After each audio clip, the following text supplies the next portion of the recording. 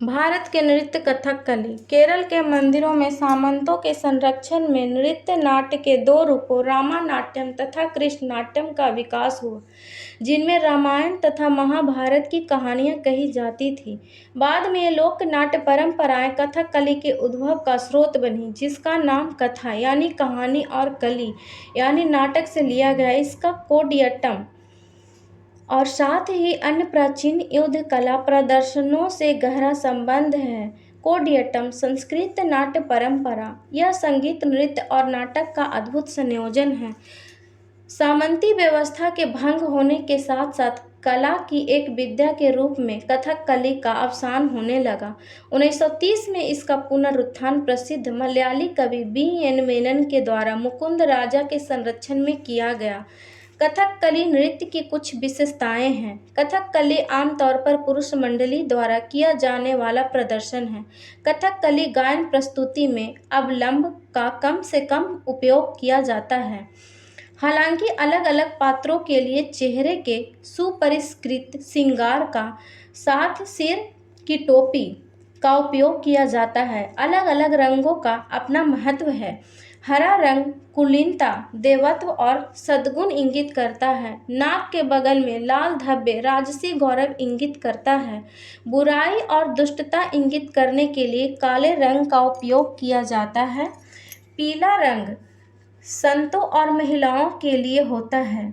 वहीं पूरी तरह लाल रंग से पुता चेहरा बुराई को इंगित करता है, जबकि सफ़ेद दाढ़ी उच्चतर चेतना और देवत्व वाले प्राणियों को इंगित करती है।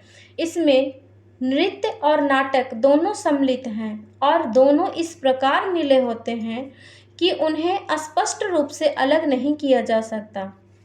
अधिकांश कथकली गायन अच्छाई और बुराई के बीच शाश्वत संघर्ष का भव्य निरूपण होता है।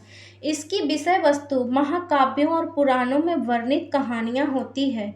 इसे पूर्व का गाथा गीत भी कहा जाता है। कथकली गीतों के लिए प्रयुक्त भाषा मणिप्रबलम अर्थात मलयालम और संस्कृत भाषा का मिश्रण है।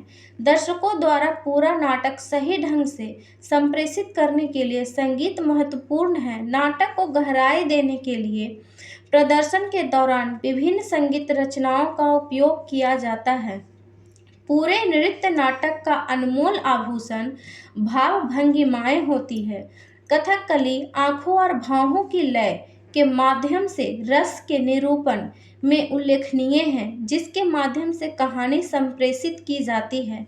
नवरस नामक चेहरे के 9 महत्वपूर्ण भाव अलग अलग भावनाएं व्यक्त करने के लिए सिखाए जाते हैं। हाथ के व्यापक हाव भावों का उपयोग भी किया जाता है, इसीलिए इस नृत्य रूप को करने हेतु कड़े प्रशिक्षण की आवश्यकता होती है। कथकली पृष्ठभूमि प्रदान करने वाले केरल के हरे भरे पेड़ों के साथ मोटे कालीनों से ढके खुले रंगमंच या मंदिर परिसर में किया जाता है। प्रकाश के लिए पीतल के दीपक का उपयोग किया जाता है। ढोल, छेंद और मंडल की निरंतर ध्वनि के साथ सुबह का आगमन कथकली की प्रस्तुति के आरंभ और समापन का प्रतीक होता है। कथकली आकाश तत्व का प्रतीक है। इसके प्रसिद्ध प्रतिपादक हैं गुरु कुंचु कुरूप, गोपीनाथ कोटटक्कल, शिवरमन, रीता गांगुली।